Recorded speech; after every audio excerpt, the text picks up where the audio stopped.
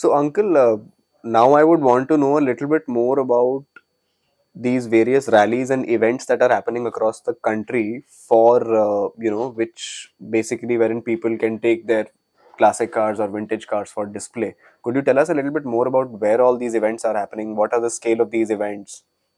In India, we have a number of this vintage and classic car clubs.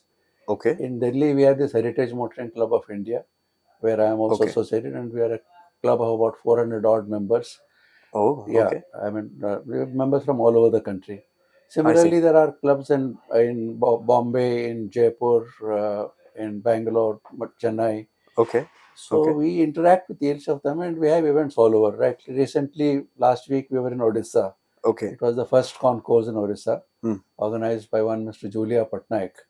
He is a member of our, Julia Patnaik. Yes, yes, yes, yes. I've yes, heard of him. yes. Yeah. He has his own personal collection of a number of cars. I So he see. had organized this event there. Okay. So similarly, we will have an event in Jaipur very soon, I see. which is I an see. annual event. Okay. And then in Feb, we have another event, Statesman Vintage Car Rally, which is a very old, almost a 50-year-old. This happens in modern Barakamba, if I Yes, remember. modern Yes, modern. Barakamba, they do the judging, I see. but it starts off, flag off is from Statesman House, Okay. and we go every year, it's different. We go to Noida or wherever. Okay. We come Okay. back to National Stadium, India Gate. I see. There, the prize distribution happens. Okay. And Okay. apart from this, we also do a number of interesting long drives. I see. Like HMCI, we have done drives to Simla, we have gone to Jaisalmer, we have gone to Jaipur a number of times, Okay. and Agra. And like this week, and it's very interesting. I mean, you meet a lot of interesting people, Right. I'm sure. and also you enjoy driving these cars on the highways. Huh. And it's again an endurance test of your Vehicle. machine also. And now the highways are also very Very good, nice. very Yeah. good. Very good Highways are highways. very good. Correct. And we've been doing it even when the highways are not good. We were Okay. driving these cars. Okay. Okay. So these are what is the structure of these events? I mean, these are like just basic display events, or there are competitions also. Now, there are two, three kinds of events. One are just display events. They are called as concourse, Okay. where your cars are selected and we park it in any interesting place, depends on the organizers. Okay. And then there are judges who judge your cars, I see. era-wise, or depends on what category they are put into, sports category or vintage category or Okay. post-war, pre-war. There are a number of categories which they get into. And then Okay. the best car, the second best car, third best car, they get prizes. And Okay. similarly, on that particular events, we have a photography competition also for Ah. amateurs who come and take photograph of these cars. And then there is a panel of judges who judge. So it's a Okay. very interesting 2-3 day event which we happen. I'm sure the photography part, my team would be interested to Yeah, know yeah. more about that. Next time we'll invite all of them to come and have a look at them. And Great. yeah, And when it comes to competing, Uncle, how do you guys generally score? I mean, what is the basis of scoring? Could you walk us through that yeah. process? Typically, it's a 100 mark kind of a mark sheet they have, the judges they have, Okay. and the parameters are internationally the same. Okay. For example, 10 goes to the body, Okay. 10 goes to the paintwork, 10 for the interiors, 10 for Okay. your mechanicals, Okay. 10 for the originality. So like that, there are in each category. Then they make you start the car Okay. and they see how good your engine sounds. Okay. Okay. And Okay. more the original the car, the more marks you get. Okay. But I'll ask a question in the middle. Like, if I talk about, let's say you just said mechanicals, also you have a 10 mark Yeah. section. How do they gauge the mechanicals as No, such? they ask you to start the car Okay. and then you rev it up a little bit and then they see the exhaust if there is any smoke or anything, how is it tuned. They can make out. They're experienced judges. They're all vintage Okay. car owners. So now we have a couple of international events happening in the country. Like, For example, 21 Gun Salute. Mr. Madan Mohan, I he see. is the trustee and chairman founder of this institution. I see. So cars, the judges come from all abroad. They're all international judges. Okay. Last year it was in Baroda Palace. Okay. So I think we had almost about 75 cars there. Okay. And all the international judges. And then they have their own parameters of judging, which are international parameters. Okay. So they judge your Okay. car, then they decide in each category they give 2 or 3 prizes depending on this thing. I see. And then there Interesting. is best of the show, which is the final one. Okay. And now it's become so interesting that people are taking their cars abroad. I see. 2 years back or 3 years back, Pebble Beach is one of the internationally best Of course. shows. So there was a Maharaja class which happened about 3 4 years back. Okay. About 6 cars went from India, and one of Okay. those cars we did also here. Wow. Yeah, Which one was it this? was a 1930 Stutz belonging to Mr. Titus, Mr. Diljit Diljit Titus. Titus. Yeah, Okay. we did part of that work here, Okay. and it did win a prize also in Pebble Beach. Oh, Yeah. fantastic. Fantastic. And secondly, after the mechanicals, like when if I want to talk about paint, the quality of paint, I have seen today people using, like, I remember my friend Akshay also testing out the paint quality and the thickness of paint. He was using some tool which he just put on the door, and he checked that if the thickness of the paint was even Yeah, across. you So get to how the do they check that in these competitions? competition. They are not exactly going into the thickness of paint and other things. They go into Okay. the originality of the color. For example, on a 40s car, if you do a metallic paint, Okay. it will be not be judged. I mean, they'll cut marks for it.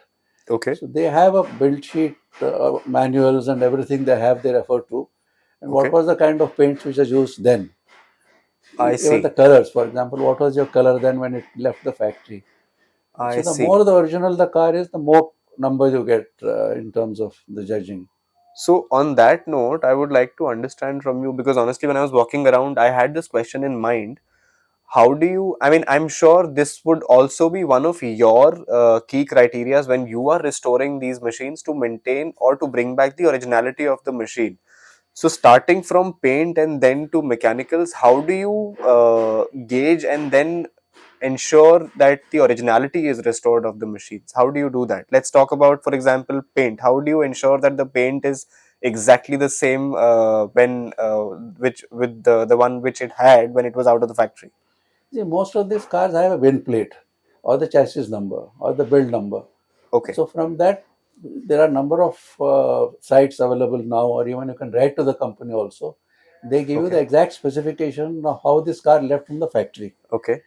For example, a Rolls Royce, if you take, there is a Rolls Royce club in UK. So you give Right. them the chassis number, they give you a build sheet. Build sheet is a Okay. kind of a manual, which is a 20-page manual, Okay. which tells you what was the specification when the owner ordered the car. Okay. So you start from there. Okay. So if somebody wants it to make it very original, so we Okay. follow that exactly. Whatever left the factory, we try and come as close to that as possible. Okay. But there are some people who want to enjoy their cars. They are not worried about winning in judges or concourse. They want their car for fun. They'll get them air Mm-hmm. conditioned, customize it. Okay. They'll, they'll put a modern stereo, or they'll put even a reverse camera. So yeah, because Okay. they want to enjoy driving these cars. They are I not can worried. imagine somebody driving a 1925 Rolls Royce, the reverse camera on it. Okay. So there are people who want to enjoy. They're not bothered about originality or winning a prize or keeping it. I see. They say we want to enjoy for the fun of it. Okay. So there are two kinds of people who are there, but 90% want originality back. I'm sure it would be. How is it for you? Because knowing the kind of person you are, what it appears to all of us is that you are the kind of person who would go in for originality. So if somebody comes to you and says, "कि इसमें reverse camera लगा दो, ये कर दो," so I want to know what is your take on it, or you just with a straight face you just agree and you get it done for them. No, we try and dissuade. We try and dissuade them as much as possible. Okay. But if somebody really enjoying it, it's good fun also. I mean, there is no hard and fast rule that because he is not interested in competing in concours or going in for the shows. He wants Okay. to drive his car, enjoy it. We have Okay. a few such customers who daily, use their car very regularly. Okay. So they would like it to be as reliable as possible and as Okay. comfortable as possible. Okay. So it's part of the hobby. It's I see. everybody enjoys the way he likes it. Okay. And that brings to my next question, which is kind of connected to this. How do you strike, or how do you define the perfect balance between maintaining the originality of the car in terms of performance versus upgrading the performance? How do you strike a balance between these two? You see, for even the judges do understand that, for example, India is not a cold country like Europe or anywhere. Right. So we have our own challenges. Okay. So, for example, now in most of these cars which you do, we recommend an electric fan. Apart from most of these older cars have a mechanical fan Okay. which runs with the fan belt. Right. So, Right. which being current traffic conditions, you know how it is. Even a modern car tends to little heat up a bit. Right. So we put an auxiliary electric fan, Okay. and the judges understand that it's a requirement. If somebody Okay. is using a car Okay. in Indian conditions, Indian traffic conditions, Okay. so even world over now, certain things they are allowing now. They Okay. don't consider it as absolutely. Okay. So similarly, there are such we put, for example, better plug wires are required. I see. So these are the things which more for reliability point of view if you do, or a better Okay. coil if you put in. I see. Yeah, I see. maybe an Is absolute international concourse event they may not like it, but okay. most of the other events they accept it. It's not that. Okay. Yeah, And do you also do something to enhance the cooling ability of the cooling ability of the car in terms of keeping the engine cool, considering the current traffic conditions? yeah, that's what I said. So I we see. add an additional electric fan, and Okay. and maybe even now you get especially for classic cars you get better water pumps abroad. They're I called as see. high flow pumps, Okay. and most earlier cars used to run on mechanical pumps, I see. and because of heat and all at times mechanical pumps tend to give way. So we put Okay. an auxiliary electric fuel pump also, so that Okay. in case it starts stalling, you Okay. just switch on the electric fuel pump Okay. and it starts.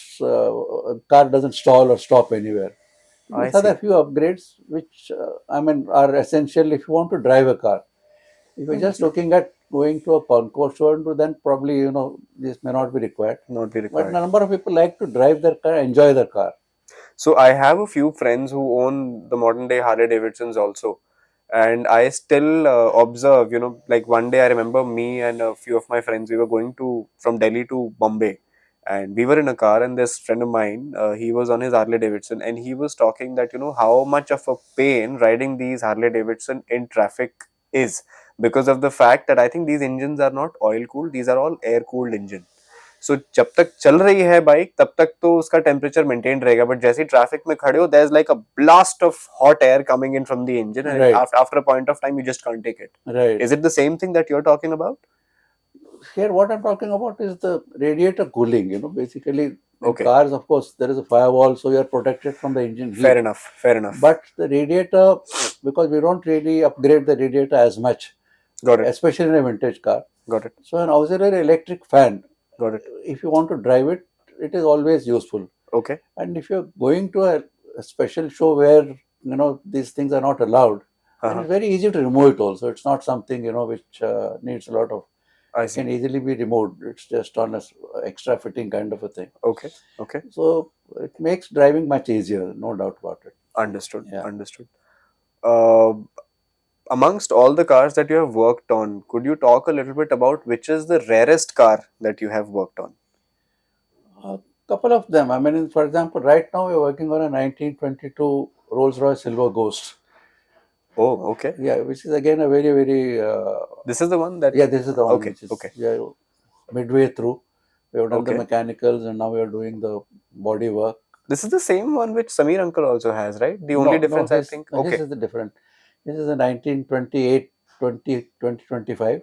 okay. This is a Silver Ghost. This is one of the first Rolls Royces. Yeah. So, Wow. Okay. so these, to work on these cars is very difficult because everything is technology is very different, and Rolls Royce has their own kind of specialities. So you have to go do very very carefully and to maintain out. It will be absolutely original. It will not be. Could you talk about a little bit about those specialities about Rolls Royce that you were just talking about? For example, the entire engine mounting system is totally different. Okay. I mean, they're very advanced for their era. That's why they were Rolls Royces. Their clutch system is very different.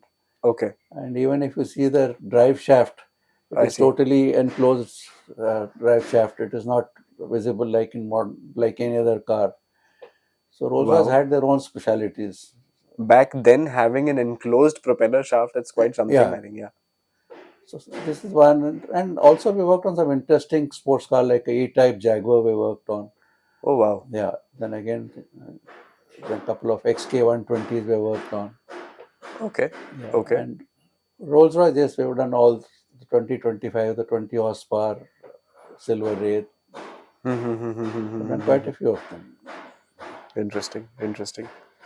So, what impact do you think that the vintage car culture is having on today's automobile enthusiasm, Uncle, according to you? A general sense, we would like to know. Basically, somebody who is passionate about this gets into this.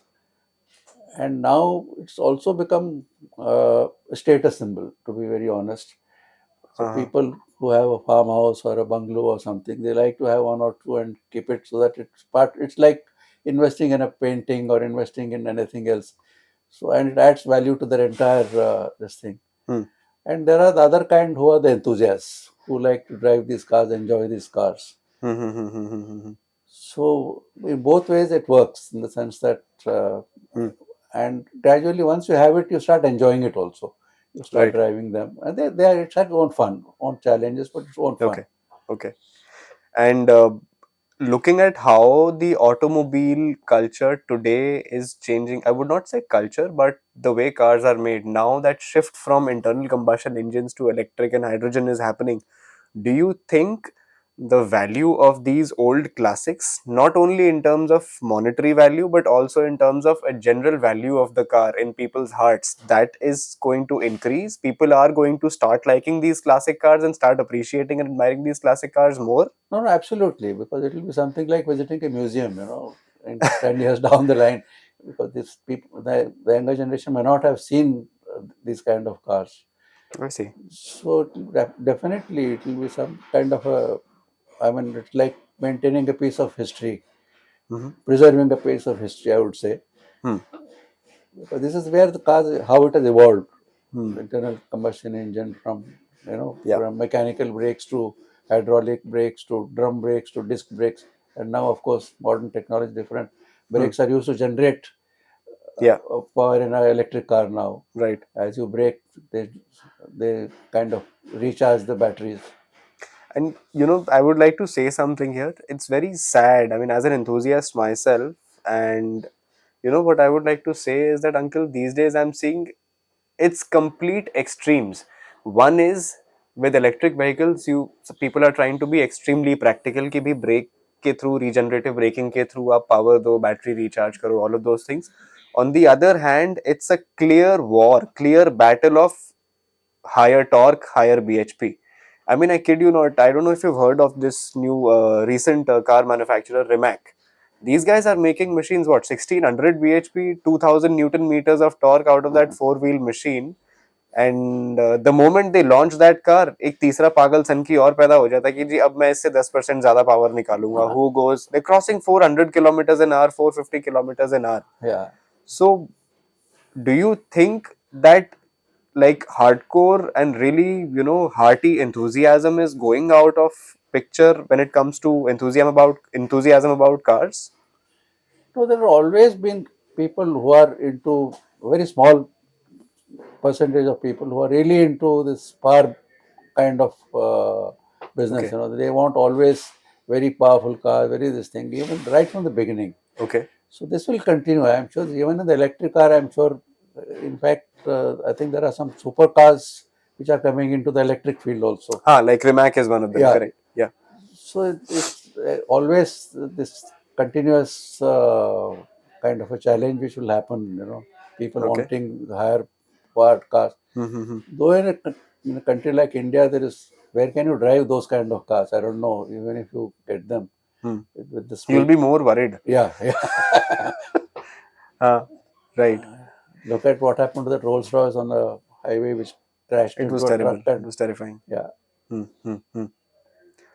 Uh, so let's say tomorrow you are in position of Mr. Nitin Gadkari.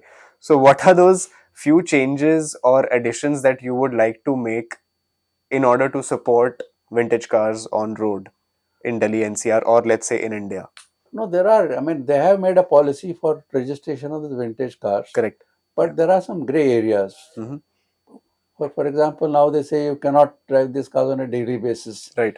So that, of course, it doesn't make a difference for somebody who's driving it, but it gives some chance to the local police people, to stop and harass you. Right. Probably that can be stopped, number one. And number two, they should make, since it is part of, it's a kind of a history, we are preserving history, this vintage and classic cars, they must give more facilities like reduction on import duty.